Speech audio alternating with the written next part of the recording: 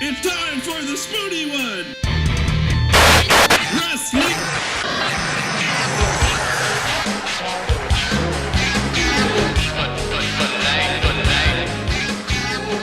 Hey, how about that? Yeah, one of my fans, an awesome fan, made a new Spoony Order sign to go with the logo in the intro that another fan made. I think it's another fan, I don't know. But yeah, it was really awesome seeing that on Raw. In fact, I believe the WWE posts a number of their favorite signs from the show, like 4 screenshots, and mine actually made the list. Yeah. I don't think they knew that. I remember hearing that apparently somebody else brought a WrestleWrestle sign to Raw and it was confiscated. Yeah, I heard that. I'm not sure why or how, but... It's because I'm a leading voice in the wrestling industry. Yeah, and Vince McMahon himself has forbidden your signs. God damn it. I hate that Spoony son of a bitch. I hate him. Inject the poison. I did see the sign too, like many times, so good job, fan who made it and was there in the front row area. Yep. I envy you, your front row area status. Right.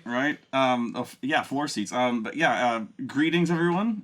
With me as my special guest host is April, of course. Mm-hmm. Heading towards our 3-year anniversary. I love you. I love you too. I don't love this show.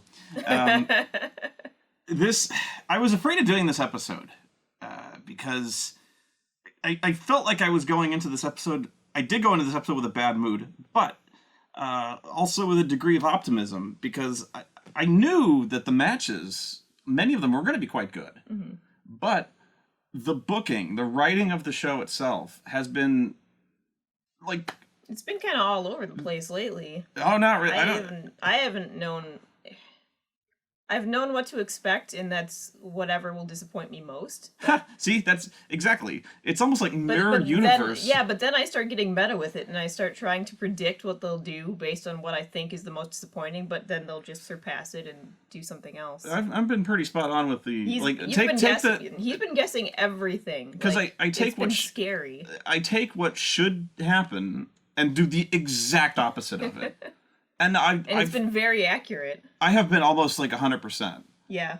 And even when I haven't been right, I'm pretty much right. Yeah. It's ridiculous. Mm-hmm. I mean, how do you get it so wrong? You have more than like 15 different writers, I think.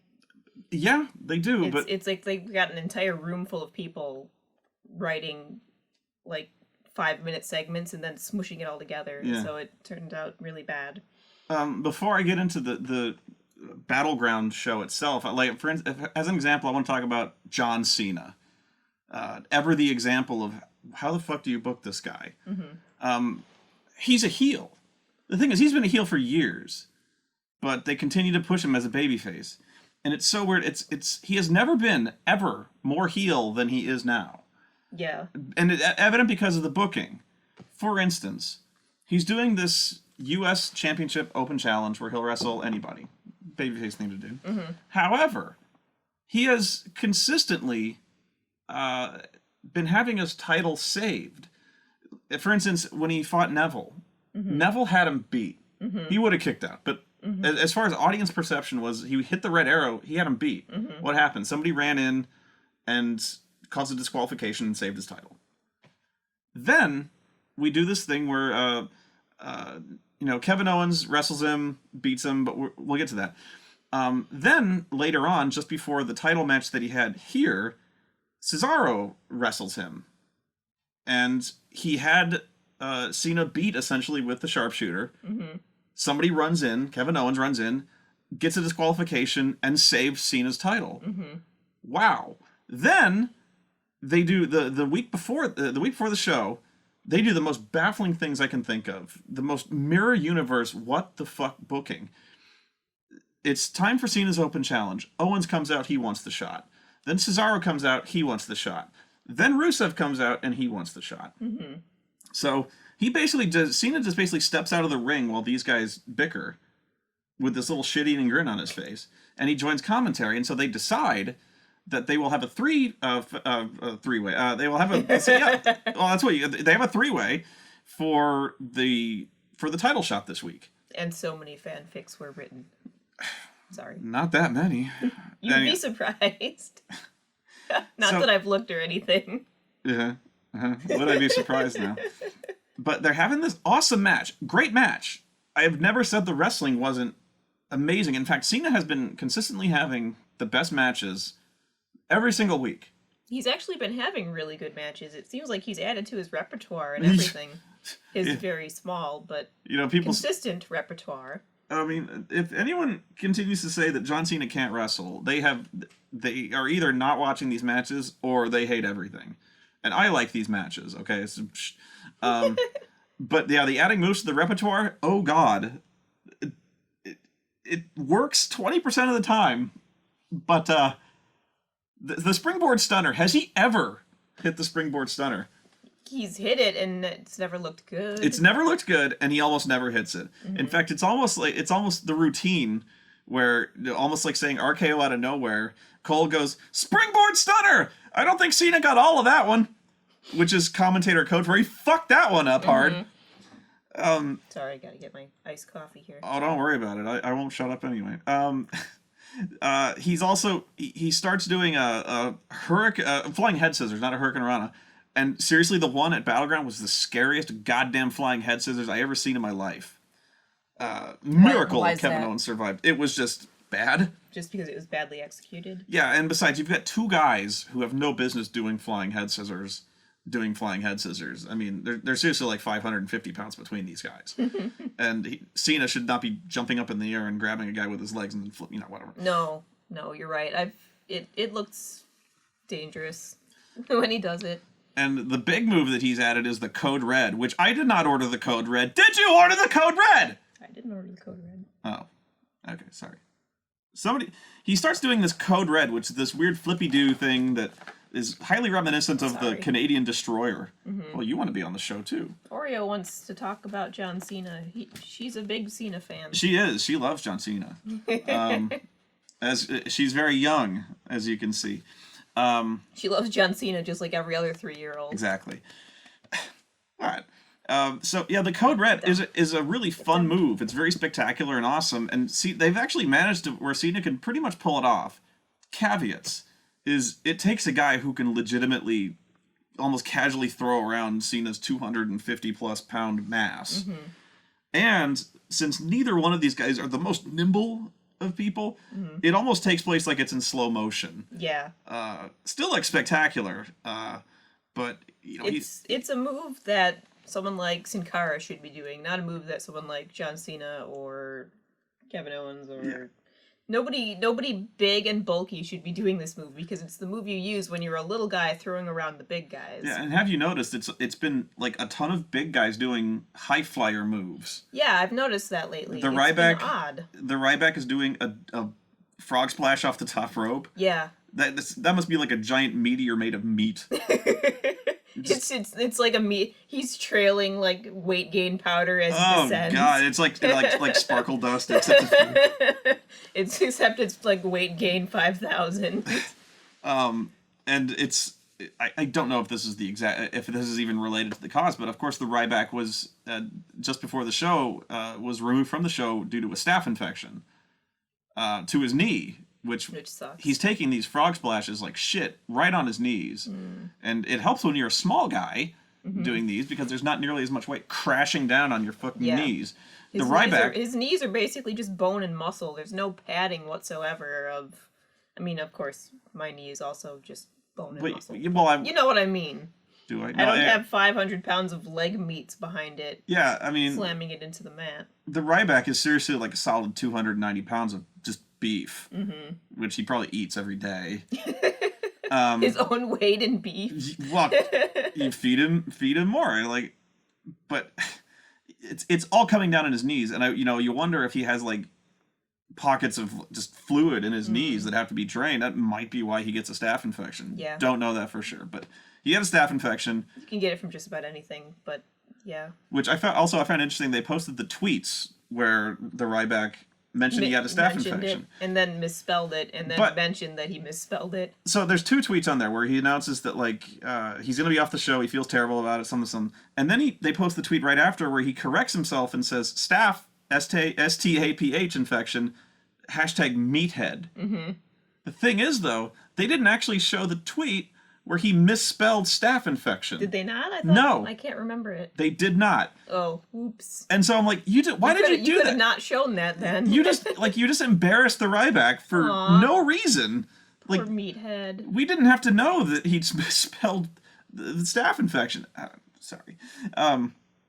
So yeah, you got high flyer moves. You have the Big Show doing a flying elbow drop Really? off the middle fucking rope. I missed that. I've missed a couple of Mondays lately because I just haven't had the heart for them. The Big Show has been doing that the last 2 weeks. The flying elbow drop, but you think that's a lot? You think the Ryback hitting the ground from that height is a lot of weight? I mean, Big Show doing an elbow drop. He's seriously like 430 pounds hitting the mat on his hip and his leg. Well, that's not good for anybody. It's not good for him. It's not good for whoever's under him. It's not good for the mat. I was gonna say, you better pray if you're on the ground taking that move that he doesn't fuck up. Mm-hmm. It's almost like this week on Raw where he almost like stalled. He saw him laying on the mat and he like picked him up and slammed him again. It's almost like, I'm not ready for this. Mm-hmm. But yeah, and then you got Cena doing fucking code reds and flying head scissors now. Mm-hmm. But hey, one thing is you can't fault him for adding to his repertoire. No. And they're really good matches. So he can wrestle. It's the booking.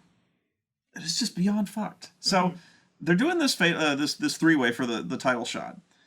And eventually Rusev wins. But he has defeated these two awesome wrestlers, and he's exhausted, he's winded. In fact, after the match, he can't even get up. Mm-hmm. He's so exhausted. He barely beat these two guys. Mm-hmm. Meanwhile, on commentary, Cena's all smug and he's gloating. Clowning like a jackass, like usual. Exactly, and he's going, man, I'm at a huge advantage for when I wrestle whoever wins this, because I'll be fresh, and that poor bastard who has to wrestle me is going to be just completely exhausted. Mm-hmm.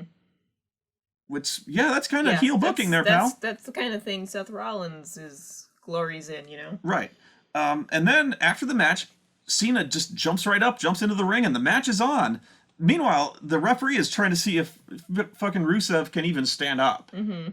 And the brave, valiant Rusev, despite having barely beaten these two men, who could have easily requested a timeout or something, valiantly tells the ref to call for the bell and wrestle this match, despite the fact he will almost certainly lose. But Rusev, so they kind of booked it backwards. Exactly backwards. Rusev, he wants the match anyway because he's not going to back down. Because babyfaces do that. He's the best booked babyface in the fucking company. Or he was up until a couple months ago. But he is again. Well, not with the whole. Well, come on, Lana did pretty much ditch him for. Okay, look, she's a grown woman. She can do what she wants. But then she went and started dating Dolph Ziggler. Yeah. And really, you traded down. Yeah. I mean, say what you will about Rusev, he was a sexist and manipulative, but he wasn't Dolph Ziggler.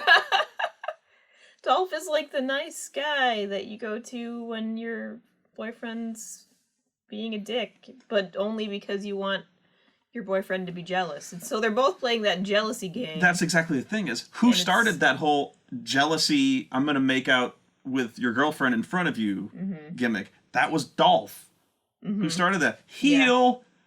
So Cena takes this match, he's completely fresh, and he starts to just utterly decimate and dominate and crush Rusev from bell to bell.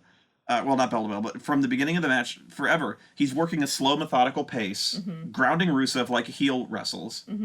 And he's actually, like, the guy is laid out on the ground, barely able to get up, and Cena's, like, very smugly going, like, is this it? I'm just kicking this guy's ass. I didn't see this match, so wow, that's kind of. He's pointing his hand down there, going like, "Oh my god, this is easy. This poor guy, like not this poor guy, like I'm gonna kill this guy." So he keeps hitting his moves, beating the shit out of Rusev. It's almost like you figure he could finish him off anytime he wanted, but he's just toying with him. Sure. Like a heel. Yeah. But then, like the most heroic babyface possible, Cena gets him up for the FU or the attitude adjustment. He goes for it, but heroically, Rusev ducks behind, crashes down on his back, and slaps him in the accolade, like in one motion, like a superhero. This is like the biggest babyface comeback you could ever do. Like, he's going to finish you off, and all of a sudden, out of nowhere, after being dominated with an unfair advantage from John Cena, he comes up with his... Miraculously, he locks him in a submission hold, and John Cena is, again, legitimately fucked. Literally, he's fucking him, breaking his back, making him humble, and fucking his ass. And Cena is actually passing out in the hold when Kevin Owens once again runs in and causes a disqualification, saving Cena's title for the third time. Look, only heels have that happen when they're fairly beaten and then someone saves their title by a disqualification, like Seth Rollins. You're right, that does happen. I mean, I get it, they're doing the only I get to be you thing, but you're right, that only happens when you want to make sure the title stays on the heel. Exactly. Like, then his enemy will come in and fuck over the good guy. Yeah. So nothing has been happening except the supposed heels getting screwed out of their title wins. So this is just bizarre. It's a bizarre inversion. I hadn't thought about that until you mentioned it, but you're right. It is booking Cena like a heel while telling the small children he's not one. 3 times straight, he's been fairly beaten and then saved. I don't get it, but then leads to this show. The pre-show featured R-Truth versus Fuck You. Okay, which, by the way, I didn't watch. I did not see the pre-show. I was asleep, and I did not want to watch. Who would? Anyway. Who would? God damn, this feud is not only, it's over nothing. All of the feuds currently are over nothing. But this one is over, like, extra nothing. This is like... It's over... It's not even like... The King of the Ring. It's the King of the Ring name... or whatever, the crown, the battle for the crown. What everybody else has forgotten about, except for R-Truth. Nobody could possibly want this. Because once again, Barrett, after winning King of the Ring, has gone on a losing streak of epic proportions. I don't know what this guy did, but Jesus Christ, give both of these guys their release. Get them off the fuck my TV. Yeah. Again, it's like... I can only wonder sometimes if, like, somebody gets caught peeing on Vince McMahon's car and then this is what happens to them. Is this commonly done, people? Like, is that why, like, Cesaro stopped getting pushed? Is it because he got caught, like, Randy taking a dump on the hood of Vince McMahon's limo? If Randy Orton can get away with taking a shit in one of the Divas duffel bags, then you can get away with pretty much anything. Well, he's a favorite, though. You know, when you're a favorite son, you can do no wrong. When you're actually talented, but Vince doesn't like you, you do everything wrong, apparently. Yeah. But nobody could possibly care about this. Nobody. Literally nobody. I don't think Barrett and Truth cared. No. This has gone on for months.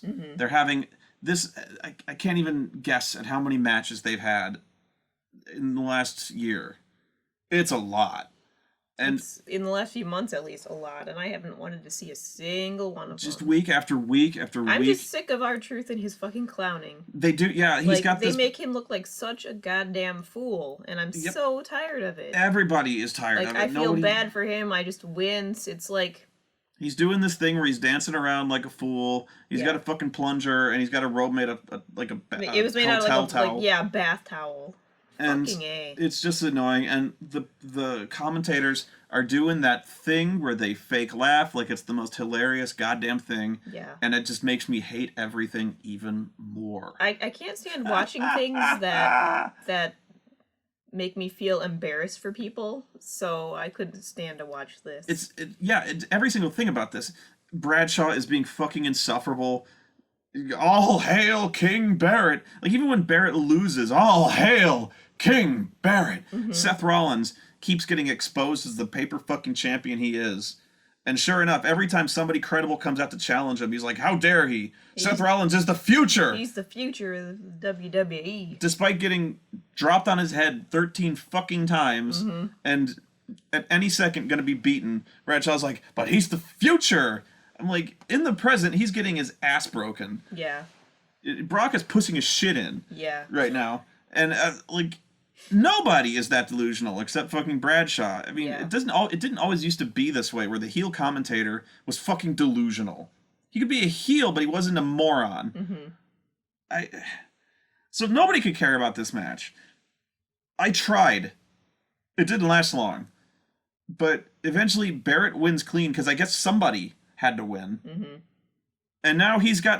Was it for Yeah, anything? it was Was it for King of the Ring? to claim the name of King. Okay. Like that was doing Like, him such good before this started. Why was it even up for grabs? Like, Because, it's done. We're done with it, aren't we? I mean, Barrett should have just been like, oh, you want... Fine.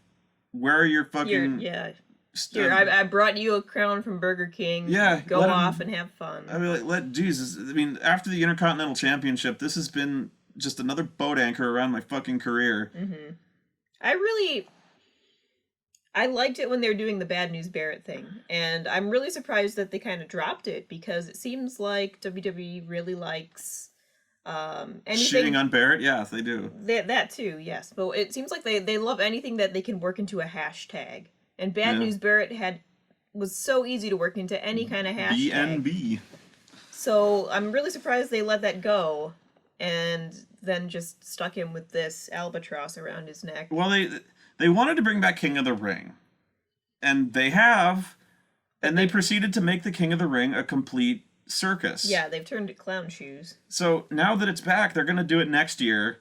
And nobody will give a shit. In fact, the winner will be the fans will actively just mock this person, even if it's a deserving winner they fully plan on pushing, which they won't. No, but they'll put it off. They'll pass it off on somebody who we want to see win things, like Dolph Ziggler, and then they'll make him into a fool. And in fact, it's almost the kiss of death. It's like winning the Intercontinental Championship. You groan when it happens to somebody you want to see win. Because now you're like, oh, Jesus. Yeah. Losing streak. And it has happened every single time. And I say that when it's rare but true that both of the U.S. Is on a amazing winning streak. That, again, it actually has brought prestige and credibility back to this thing. For as much as I bitch about John Cena's... Which is very obviously what they were trying to do. Yeah, and as much as I bitch about John Cena's booking, he wins! Yeah. For the most part, until lately. Yeah. But even the Ryback has been winning his matches. They're like, oh my god. But yeah, it was just inevitable. I say this so many times about so many things. There's just like this sense of inevitability that settles on you when you see something or if somebody gets a title win. You're like, oh, well, there goes the Ryback. And, it's one of those things where we'll see, won't we? I don't know how long the Ryback has had the title before he got injured, but it wasn't that long, so we'll see. Fuck, I can't remember.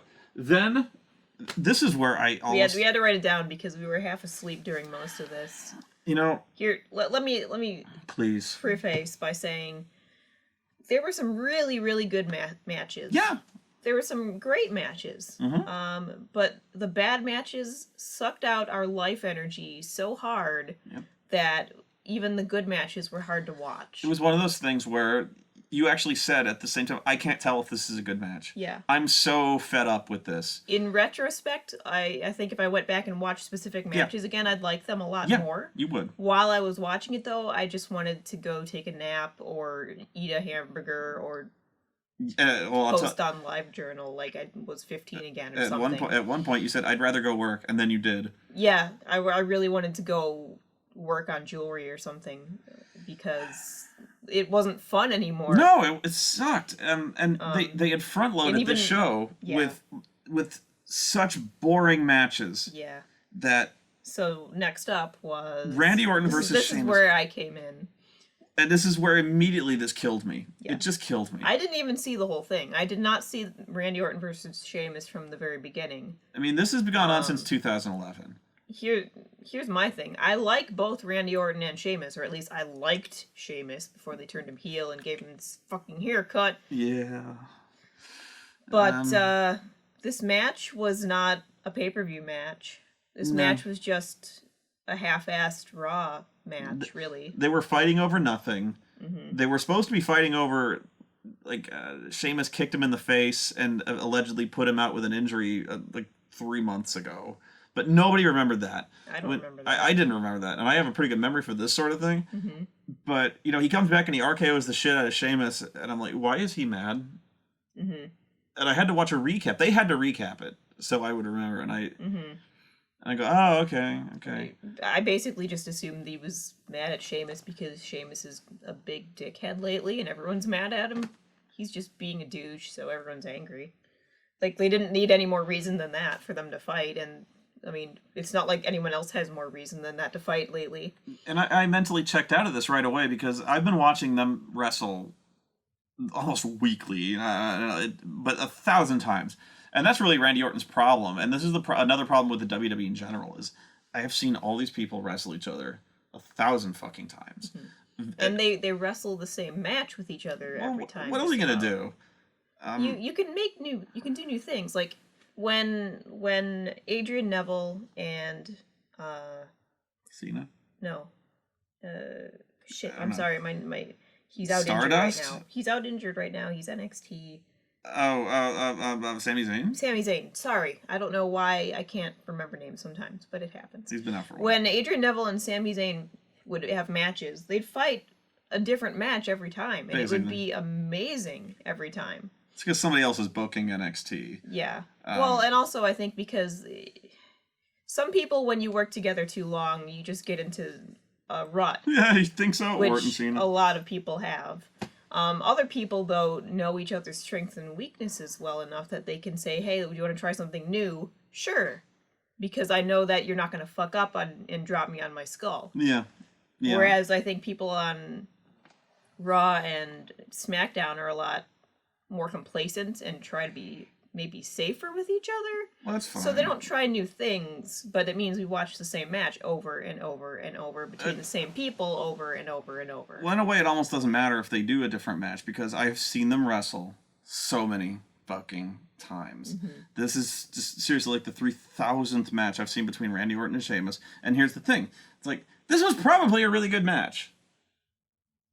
I've seen it. You know, I've seen it so many times. It could have been good, but it drained my energy, and I was not excited, and honestly, it ruined the rest of the show for me. And this goes beyond like, oh, I saw this last week, or I saw this the week before. No, I have seen this 1,000 times. Mm-hmm. And to me... It was like watching Orton and Cena fight again. Almost. I mean... Speaking of that, though, isn't it funny now that they're kind of okay being on the same team? Yeah, they're on the same team now. They're not like, mad. They're not mad at each other, even though a decade has gone by of them hating each other. I lost my train of thought. Sorry. No. I was... You've seen it 1,000 times. Seen it 1,000 times. That's it. Yeah. No, I tried to approach this objectively, and I'm like, this is a good match. And I determined it was... If you were to show me the most average... possible match, like the template match between Randy Orton and Sheamus, this was it. Yeah. It was like watching, you know, when you're loading up a fighting game and it's showing you the computer CPU matches. That's kind of what this was. It was like the loading screen match between two characters before you actually get to fight. Yeah. It was, and even the supposed RKO out of nowhere thing was so obvious and so like I've seen that type of RKO out of nowhere so many times. It's not even out of nowhere. The RKO is one of my favorite moves, but in the last month or so, it's not out of nowhere. It's out of somewhere, and that somewhere is not a very clever place. In this case, and maybe they're trying to outdo themselves every time, but I think they're trying too hard. All it was Randy ducks the finisher, hits his RKO, and that's supposedly out of nowhere. And I've seen that in almost literally every single Randy Orton match, where he ducks the finisher, hits an RKO. And in this case, he'd hit him with the brogue kick or something like that, and Sheamus picks him up, and Randy just stands up, hits the RKO, and wins. Mm-hmm. He just stands up RKO. Mm-hmm. And I guess, like, technically, but I think everybody saw that coming. Yeah. And I predicted this, top to bottom, that you need to make, of course, since Sheamus is the Money in the Bank winner, and, you know, presumably the next World Heavyweight Champion, that you'd want to make him look good, look credible, that he could be a good... So, of course, he loses clean. And that is the story with every single Money in the Bank winner since Damien Sandow. Remember that? Sandow just... Was I even watching wrestling when No. Sandow had won it? No. Not with me, anyway. No. That was a while ago then. But, it's virtually guaranteed now when the Money in the Bank winner comes out that he will lose. Because in their minds, I think, it's like it doesn't matter how many times he loses if he wins the World Championship. Mm-hmm. Because it's like erased. Yeah. Or something like that. What I think it is they think that having any title or win to your name equals, there we go, you got what we gave it to you. He keeps losing, but he has a belt. So he keeps losing, but he's got a belt. Yeah. That's Wade Barrett's curse, is that he's a complete loser. It's almost everybody who has, never mind. He's a complete loser, but I think in their minds, you go, but look, he has a shiny gold thing. Mm-hmm. And I'm like, so what? He keeps losing. He sucks. But no, he doesn't suck. He's the champion. Yeah. And I'm like, he keeps losing. Yeah. And that's the Money in the Bank winner. He sucks, but when he wins world champion, you'll take him seriously. No, I won't. No. So of course he loses clean, and it's. I have to go back to the pre-show for just 1 second. Why would you put this on at all, especially on the pre-show? Isn't the pre-show supposed to make you want to watch the fucking show? If I were to just tune in at randomly, not knowing, and I saw fucking Truth and Barrett, and they're like, tune into Battleground, you're gonna see more of this. Like, no, thank you. No, thank you. Jesus. And okay, let's take my own history out of seeing Sheamus and Orton 1,000 times. This was not a good match. It was acceptable. Yeah. I've seen better matches. I've seen way better matches. I've seen way worse matches. It was just loading screen. But that, like, failing to get enthused for the rest of the show sapped my energy for the rest of the show. Yeah. Like, having a bad start or a not spectacular start just killed it for me, even though the match after that was good. This match was really good, but the booking, upside down. Primetime Players versus the New Day for the Tag Team Championships. This match was great. This match was awesome. If this had been first, then we might be feeling differently about the entire show. I doubt it. But I'm surprised this didn't turn us around. But it was the finish. We were so tired. It was the finish that once again sapped us, just made us stop caring. You know what I mean? I was fine with the finish. The New Day really should have won. They never should have lost it. They're the most entertaining act in the show right now. I think they can still be. But how much longer? It's that thing where they... Though, like I told somebody on Twitter, I really think they should take Bo Dallas and make him their weird, like, life coach, and even have New Day kind of looking at them, at Bo Dallas, like, what the fuck? Don't drag down the New Day. They're too good right now. But I think everyone expected or hoped the New Day would win. The Primetime Players have improved dramatically. They've been both... Like, Titus O'Neil has been wrestling great matches lately. Well, for Titus O'Neil, he usually would wrestle not horrible matches, but just, again, very basic matches. He's been entertained. Doing really well lately. Yeah, they've been very entertaining. They're the most entertaining they've ever been. Mm-hmm. That said, they should not be... I don't think they'll hold it for very long. Well, that's what we said when they won it. I honestly think New Day will get it back soon anyway, but that's what we said. I've got a feeling it's going to trade back and forth because, again, we've got... These are, like, our only tag teams because we don't have the Usos because one's injured, so you got to have a package deal Matadors. There. We don't have Goldust and Stardust. We didn't even have them before this, but we won't be having them for a while. Well, the Matadors, if I'm jumping ahead, since the Primetime Players are now tag team champions, of course, they have to lose clean. Mm-hmm. They lost to the Matadors because, the New Day just came out and started, clapping at them. Mm-hmm. I still call it a clean finish because the guy hit his fucking finisher and pinned him. Mm-hmm. So now they're losing to jobbers. Because they're champions. It's okay. Yeah. They never should have lost, and they lost clean. Who else do we have? We've got... Lucha Dragons. Lucha Dragons and... the Ascension. But where have they been lately? I haven't seen Lucha Dragons for a while. Probably Superstars. Or SmackDown, which we don't watch SmackDown. We don't watch SmackDown. Which actually something kind of historic happened on SmackDown is that Cesaro beat Rusev. He's the second guy only to defeat Rusev. I didn't know that. Wow. Yeah, by pinfall or submission. So but I was on SmackDown, so who gives a shit? And it's not like they've mentioned it. I don't think they have. No, I would have heard it if they didn't been impressed. Then there was, I'm going to get hate for this. Stephanie McMahon announces that there's going to be another three-way here between the ladies. And the big historic thing was that Stephanie McMahon, out of the benevolence of her heart, has decided that she's going to revolutionize the Divas division because it sucks. It does suck. So she has kindly brought up some of the NXT ladies to join the division, and they're billing it as this fucking revolution. And I just roll my eyes. I'm like, this. I have hope. We'll see. But it's gonna destroy me when they just make it stupid. It's already become just another group of people with 50-50 booking. Yeah. Because it's gonna be the person I like will win this week, then the person I hate will win next week, then the person I like will win the week after that. Now you're learning.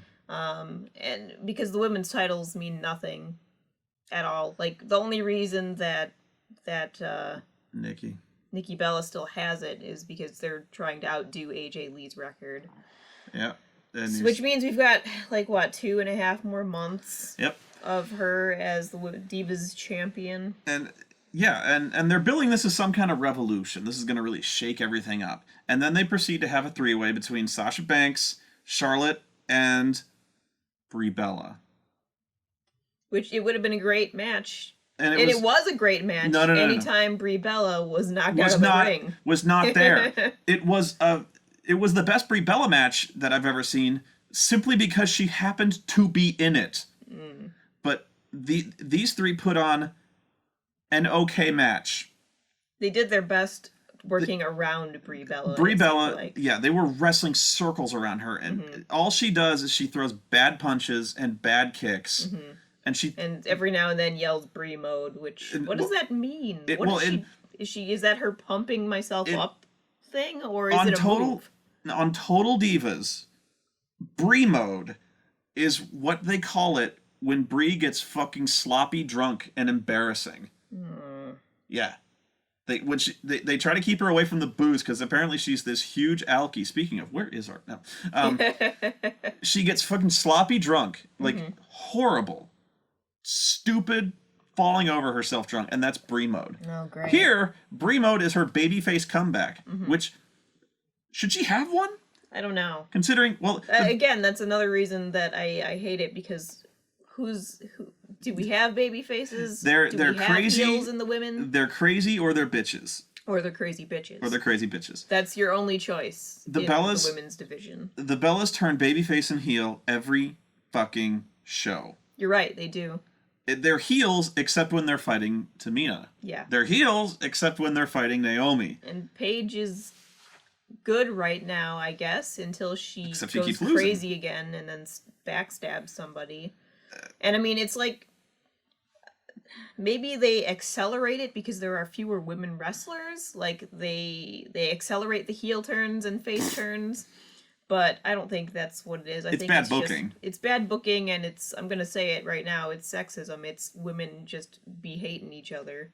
All women hate each other, April. That's what they want you to think, so. But yeah, they had a great match as long as Brie wasn't in it. She also does the X Factor. Anytime she got knocked out of the ring, it was a good match. Because Charlotte is a great wrestler. You were watching Charlotte and Sasha wrestle. Sasha's a great wrestler too. And they've wrestled a lot. They need to stop it, but every time they do, it's really good. Yeah. It was on NXT not long ago, and it was a great match. But I think they were just saying that if you've seen NXT, these ladies can main event the show easily. And they wrestle main event worthy matches. Yeah, they really, really do. And I think they were just trying to sell us this line of bullshit by saying, okay, we're going to take these NXT ladies who have great matches and then put them in matches with Brie Bella, and they're going to be just as good. And it's not. No. I mean, when they're the problem is they put all of the new people on teams opposing the Bellas. Why did they do that? They had to make two different teams out of the NXT ladies. No matter what we get, it's almost always going to be someone, like a new person and one of the older divas. In one of their rare considerations of heel face continuity, they didn't want Sasha Banks being on the babyface team. So they put her on a team with these two idiots, Naomi and Tamina. It's called Team Bad. Because that's what you want to call your team. Is that, who are you? We're bad. That might have worked in the 80s, but... Who's bad? It doesn't work anymore. Who are we? We're Team Bad. Like, who are you? We're Team Shit. Which honestly was a team. Actually, no, it was one of the guys. It was the Hurricane and Rosie, who called himself the superhero in training. And so he had shit on his back. So we couldn't do Team Shit. No. But that's the problem here, is that... Team Shit's the Ascension now. Yeah. We're never going to have, like... It'll almost never be matches between, say, Becky Lynch and Sasha Banks. It's always going to be between... I wouldn't say never, but... It's... For now. It's going to be mostly, though, between somebody and one of the Bellas. Yeah, I mean, they're going to have some kind of... And they're going to trade wins back and forth, but they won't mean anything. The apathy they're is never, setting ever in. going to get the belts off of Nikki Bella until she beats AJ Lee's record. Which is weird, because... I will be very shocked if they take the belt off of her a day before. Well, the way they're building it up, it's almost like AJ will show up and want to wrestle her the week before. And you know that won't happen. No, that cannot happen. But it's almost like they're building up to that. Won't happen, trust me. Like, the most shocking thing they could do is, like, the day before She'll lose. have her lose it. Well, that's going to be the only story leading up to that, is will she or won't she take it past the record? There's no way they'll cut it. They'll either take her past the record or they'll cut it a day short. But there's no way the next 2 months are going to involve any meaningful wins for any of the women. Which, that's why I wanted to be optimistic about this, but I'm mostly just sad. But yeah, I mean, they're going to have this big revolution. It's going to culminate in, most likely, Paige wrestling Nikki Bella again. And probably failing again. Mm-hmm. Because we got at least 2 months before she can possibly lose this. Mm-hmm. So, what do you do here? The booking here sucks. Yeah. But I don't know how I would do it any differently, given I would have Nikki lose it a long time ago. I'd had Nikki lose. But they want to erase AJ from the books, clearly. Fine, but have him do it with anyone but Nikki Bella. You have to start over, but okay, have Charlotte win, or have Sasha win. Anyone. Which reminds me, I don't remember, and I should have gone back and looked. When Sasha came out on Raw, either this week or the week before, did she come out with the NXT Women's Championship? I can't remember. I don't think she did. Wow. I mean, Kevin Owens got to keep coming out with his. Did she? I think she probably did. She may have. I can't remember. But I can't remember. All I ever remember are her glasses. It only ever occurred to me to ask that way after the fact. Yeah. But yeah, they're going to be expecting once again Paige and Nikki Bella to have some barn burner match on the level of the NXT ladies, and it won't be that. Nikki and Bria just are not on that level. Mm-hmm. None of them are. Yeah. And may I interject? Please. Paige is like the wrestler I most want to like, at least as far as, the women's wrestlers go. She's your Dolph Ziggler. She's like the lady Dolph Ziggler, in that I really, really, really want to be impressed by her, and I never am. I've never seen her do anything that I thought was really cool. She was so much better in NXT. I've never seen her, and was it because she was against better people? She was against better competition. Like, the fact that they've put, like, most of the two of the best wrestlers on her team means I'm not going to see her fight them unless one of them, again, goes bitches be crazy and slaps them. It's also very telling that the exciting new revolutionary ladies from NXT who are going to shake up the division, Sasha Banks, comes out to Naomi's music. Yeah. Everybody came out to everyone else's established music. Like, who else? They came out to Paige's music too. Yeah, I mean, no, I think this week Charlotte came out to her own music, but yeah, the week before everyone came out to fucking Paige's music. I was like, it's bad. It's really, and this match, people are going to get on me for saying this. The people were saying, this match was incredible. This match was amazing. This match was great. I'm like, there were a lot of people in the crowd chanting, "This is awesome." No, there weren't. Match. There were some. There were. Oh, that's a lot for a women's match. Yeah, I've never heard that on Raw. I fucking tell you that. Mm-hmm. Except actually probably during Stephanie versus Brie. I think so. They were saying that was awesome just because actually Stephanie was very good in that match, and it was more spectacle than anything. But Yeah, it was above average, elevated by far by Charlotte and Sasha, dragged down by Brie. This was not on the level that they needed to get people fired up for this division. Everyone who's excited for it is more like hopeful. Yeah, I'm excited for it because I've seen what, Charlotte, Becky Lynch, and Sasha Banks can do. And It wasn't so much this match that made me hopeful. It was knowing The what good I've seen talent on is coming. NXT. and I mean, I'm glad to see people getting promoted, but I'm Yeah. worried that they're going to ruin them. and that's the dread every time somebody from NXT shows up. And look what's happened to every single one of them. Well, Adrian Neville's been doing pretty okay. He's jobbing to Stardust Not when was that?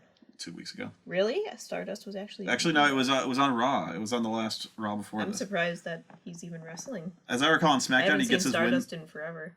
Yeah, but as I recall, Neville gets his win back on SmackDown, which A, nobody watches, and B, 50-50 booking. I mean, at least they didn't have him lose right away like they did to the Ascension. The Ascension, did. They made into jokes. They had him wrestle Seth Rollins and lose. He did lose, but he did a good match. But how many times are we going to say that? How many fucking times That's true. is Neville or anyone else going to have this great match and almost win, and we're going to say, yeah, he lost, but man, that really elevated him. Yeah, that's what we've basically figured out is what they think is a great intro. Like Is almost beating John Cena. As long as you get to be in the same ring with Cena or Orton or Yep. Seth Rollins, then that's as close as you're gonna get. Yeah. There you go. You've made it. You're Yeah. in the big time now. So But it's like you don't get to beat them. yeah. You Neville. just get to be, in their presence. Neville almost beat John Cena, but he didn't. So wow, look how over he is. Yeah. And he is probably one of the most over guys, but he's still basically just he's going to be in the mid card forever. Which sucks because he's probably, with the departure of Daniel Bryan, he's probably one of the most athletic and talented wrestlers there now. Rusev, one of the most protected guys ever and the best babyface on their roster. He went up against John Cena and was just another victim, but they're like, well, he's taken seriously as a threat, even though he lost and continues to lose. He lost like 3 straight to the guy. In fact, he lost tonight. And he lost to he had John Cena beat for the U.S. title, but he didn't win. And how many times Cesaro almost beat him twice. He had him beat the first time DQ. The second time, he lost clean. So Kevin Owens, he beat John Cena, but you never really beat John Cena. You only rent wins. Yeah. From John Cena. Yeah. In the end, the house always wins. Well, yeah, you can beat John Cena, but not for a title. Yeah. If there's a title on the line in any way, shape, or fashion, you're not going to win it. That's not strictly true. I mean, Cena actually has lost. Obviously he's had to have lost titles before because he doesn't have the same one forever. Yeah, but I mean, you can get a victory over him, but you never keep it. Like The Rock, he lost to The Rock at WrestleMania, which stunned me, honestly. But of course, the next year, he got his win back. Kevin Owens, they have this great match. Owens wins, and then they immediately announce the rematch, and you just go, well, yeah. He's going to get his win back, and he did. Again, the 50-50 booking. Which, not in Cena's case. It's always going to be 100%. Well. Which almost, it may lead us, it's going to lead us in a minute to Kevin Owens and John Cena, where Cena gets his win back. And nobody called this but me. Nobody. In fact, I even called how it would happen. You did. It was scary. Like, But I was shocked by his accuracy. Don't be shocked, because I took the smartest thing they could possibly do, and then I did the opposite. I was like, okay, there's no reason Kevin Owens, after losing the NXT Championship, should not come in here, beat John Cena 2 out of 3, and win the U.S. title by pinfall. What's the dumbest thing I could possibly do that doesn't involve a meteor hitting the earth, or basically, even John Cena getting himself disqualified intentionally would have been cool, because it would have been a heel turn. But I'm like, it won't happen. So aside from some kind of disqualification, what would be the dumbest thing? Oh, Owens tapping out in the middle of the ring. Yeah. That would be the best way to cut his balls off. Yeah. To just completely, now of course he's stuck in the mid card. He's just going to be another guy. Yeah, I was mad about that. He's just like another... I was mad, but I was also so tired that I was too tired to be mad. See what I mean? Yeah, we have to go back. We have to for Bray Wyatt and Roman Reigns. Roman, I'm sorry. Well, may I just say this? Oh, please. For one thing, this match was a good 5 minutes too long at least. This was another match where people were telling me how great this fucking match was. It was too long. This match sucked. It was plodding. It was just two guys going like this. Kick. Yeah. You're hitting me harder than... No, they were hitting each other pretty hard, but... I'm sure they were. That's all it was. It was two people whose style is brawler. Yeah, and that's not very good at it. And that's not a very interesting fight. Especially when...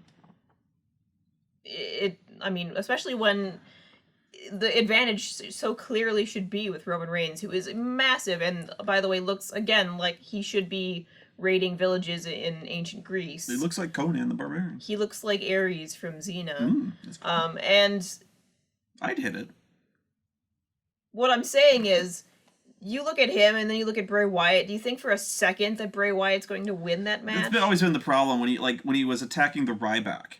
You just had this big hairy fat guy all of a sudden beating the Ryback's ass, and I'm like, I don't buy it. Yeah, you have to Even add at least one more move to Bray Wyatt's repertoire. Add one good move, and maybe I'll start believing you. But you need something more than him crab walking upside down and Sister Abigail. You need one more thing, and maybe I will start believing you. And look, I know if this were real, these two guys are completely different sizes, but yet I find if Rey Mysterio were here and he was beating the shit out of the Ryback, I still find that more believable because he's all flippy-doo and he's awesome and he has different moves. Yeah. Okay? Whereas... he's just a big fat guy. Yeah, he doesn't have moves, and it's not like he's... Like, again, I think I pointed this out, it's not like he's doing the most illegal move in wrestling. Oh, hypnosis? He's not using hypnosis. That would be awesome if he did hypnosis. It's like, they claim he's getting into people's heads, but that's... And your prediction there was off. That Roman Reigns' daughter did not turn heel. Well, I guess that was wishful thinking. But... it was very wishful thinking. I knew it couldn't happen because I didn't think they'd start dragging a little girl into this. But they should have. The way this feud started. If she was a McMahon, they would have.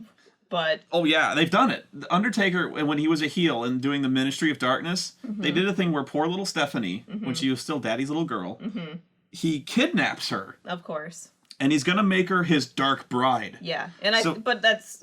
He literally strapped her to a cross. Oh my god. And is gonna, Paul Bearer is reading these wedding rites. This was so fucking awesome. And Stephanie's like, no! I'm like...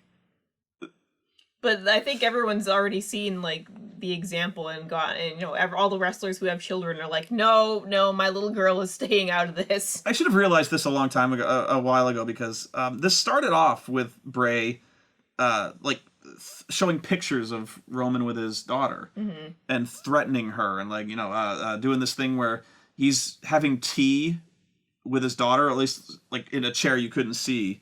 And clearly not his daughter, but Roman's like, no! And he runs back there, and it, of course, wasn't them.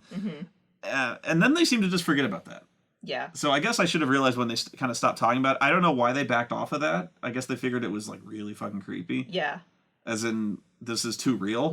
It would have been, like you were saying, it would have been really fucking cool if Roman Reigns is about to win, and then the lights go out, and then we hear his daughter singing, he's got the whole world in his hands. Sure, that would have been rad. Fucking cool. That's why it didn't happen, because it would have been awesome. I took that, I was like, okay, what's the exact opposite that we can do? Roman wins clean and walks away.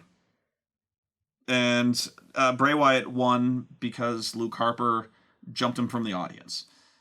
So, in a big way I'm wrong, and in a partial way I'm right, in that it doesn't matter. Yeah.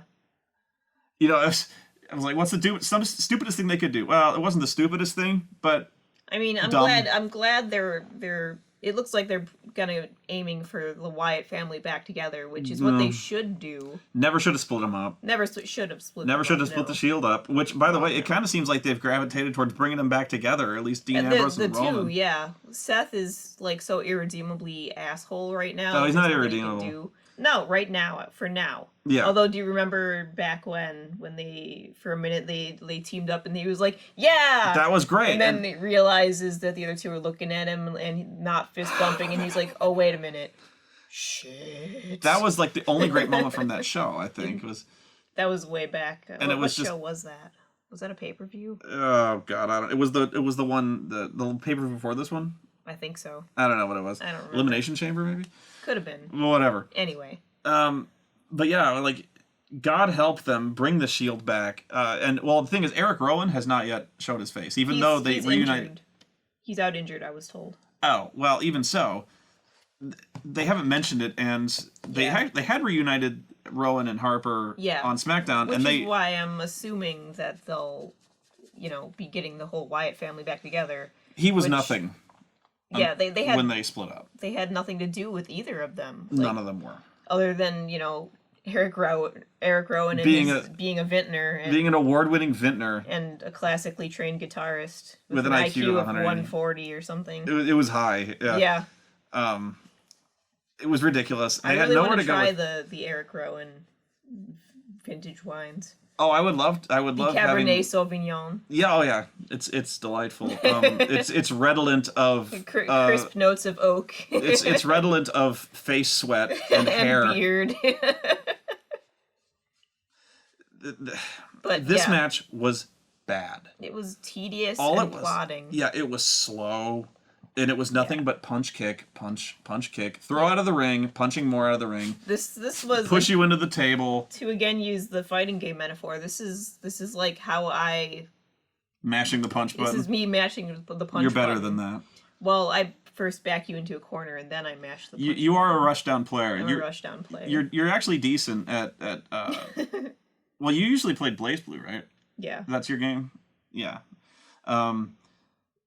So, yeah, I just found this to be two big dudes just clubbering each other.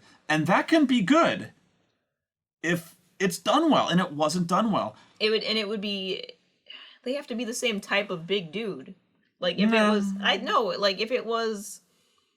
I stand behind this. If it was, say, Roman Reigns and Ryback, they're both beefy and pumped. So well, the Ryback can wrestle. He can do moves. Like, I wouldn't say he's the greatest wrestler. Again, if you have...